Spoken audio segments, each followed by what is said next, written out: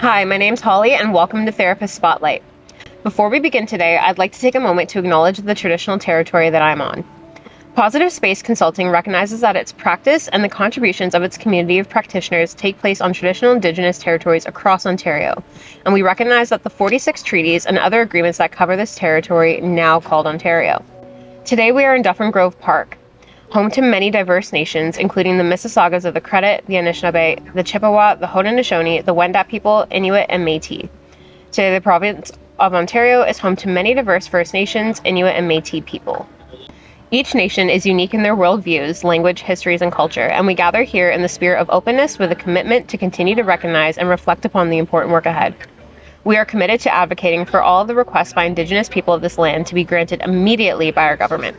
We ask that you join us in honoring this history and in moving forward in partnership and collaboration as we learn and unlearn together. Hi, my name is Holly. My pronouns are she, her, and I identify as a Black biracial queer femme. What kind of therapy or mental health support do I offer? I offer psychotherapy that is person-centered in nature, that is rooted in a decolonial, trauma-informed, and social justice framework. I provide support in the province of Ontario. Who do you support? I'm here to support queer youth and young adults. Tell us a bit about your queer journey. I grew up in a queer household, so I don't know if my journey ever really had a starting point. It was just always something that I knew was there and was okay. But if I had to pinpoint a time, it would be when I attended a queer conference when I was about 14, and I came home and realized that that's who I am. And I actually struggled coming out to my queer family members. I felt awkward, and I don't know why. What has my journey as a racialized queer person been like? Interesting. I've got Caribbean family who they may or may not know about my identity, and it's just one of those things that we don't always talk about openly. Mind you, half of them live across the world, so I'm pretty safe in Toronto. What would I like to share about my journey? I came out as bisexual at like 14, and then a few years later it transitioned to pansexual, and a few years after that I just identify as queer, specifically a queer femme. I'm very confident in my little high femme girly girl energy. So I would tell, what I want to share is that your journey doesn't have to be linear. You can keep evolving in your identity, whether it be gender or sexual identity, because nothing in time is static. What can you expect from a virtual therapy session with me? Well, as a psychotherapy student, I'm still learning, so I'm exploring all the modalities out there. So we're gonna be a little bit eclectic in our sessions. We're gonna start off being very person-centered, and I'm going to be the type of person who will uplift you, but also challenge you in appropriate times. I'm going to be very empathetic with you because I know that life isn't easy, and based off of my lived experiences as a queer and racialized person living in Canada, I can draw upon those experiences and to better deepen my empathetic understanding with you and to help build our therapeutic relationship. But first and foremost, we're going to develop a relationship, and it may take one session or it may take 2 or 3, but that's okay. I'm here for however long you need me for. How am I decolonizing therapy? Well, just by being here. Psychology and psychotherapy as a whole, and psychiatry as well, many of those prominent figureheads like Sigmund Freud, Carl Jung, Wilhelm Wundt, they're cishet white men. I am none of those things. So the history of psychotherapy is very much, forgetful of queer and racialized people. And I'm here to challenge what psychotherapy looks like. How am I queering therapy? Again, by being present, by being here, by continually challenging what I know and what I've been taught, with knowledge and writings from other queer scholars and other queer psychotherapists like my supervisor and colleagues of mine. Who is my ultimate queer icon and why? Celebrity icon, Carly Jackson from the PWHL Toronto Scepters team. I absolutely love CJ, my favorite person. Shout out to CJ.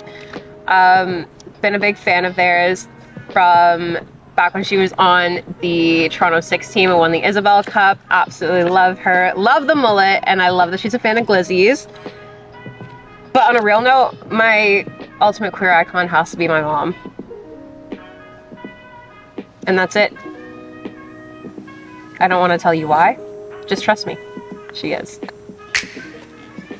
Other than supporting the queer community, what is my passion? What brings me joy? Oh my gosh, this is such a horrible question because I'm a horse girl. I have stirrups on my necklace. I am very much a horse girl. It's probably the most cis het coded thing about me. But I'm a horse girl. I love being one of the very few Black horse girls, and then add that layer of queerness there, and I love it. I love dressing up my ponies in rainbow pride stuff and Black Lives Matter things. I love it. I'm a horse girl, and I'm also doing a thesis on equine facilitated psychotherapy, so love combining my two passions. Any last words or words of advice for anyone watching?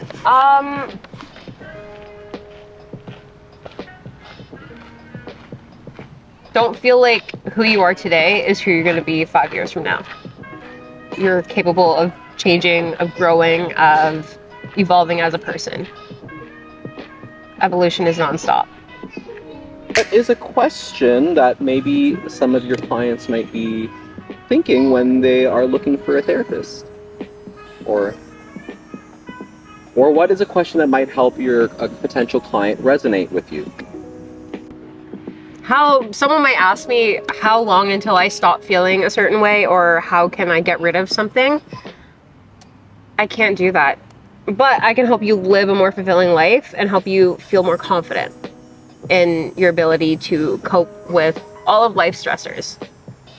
Okay, we're gonna try doing something called the lightning round. Okay. I'm making it up as I go. I'm just gonna ask questions and see how fast we go. Okay. Dogs or cats? Both. Flowers or trees? Flowers. Favorite number?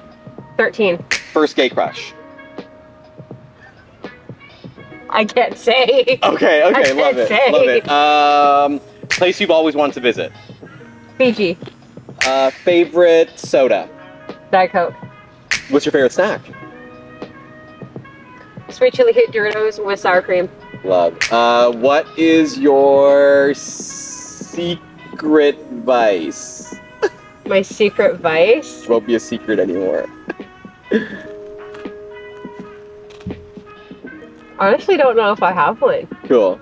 Love it. Do you have a funny joke to say, or? I don't have a funny joke, but I know people love to ask me this, so I'm gonna get ahead of the game.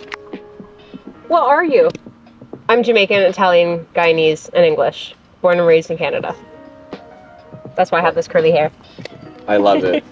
You're complex. I'm very complex. And finally, why did you choose Positive Space Consulting to do your university practicum? I got a sign from the universe, aka Instagram, and I was looking for somewhere that would allow me to have like living accessibility, so I can like live in various cities. But really, I wanted somewhere where I could use my dual undergrad in psychology and gender and social justice studies, because my parents were always like, what are you going to do with a gender studies degree? Well, this is what I'm doing with it. And I wanted to give back and feel more connected into the queer community. And yeah, it just felt right. I saw the Instagram ad and I was like, this seems like a Holly space.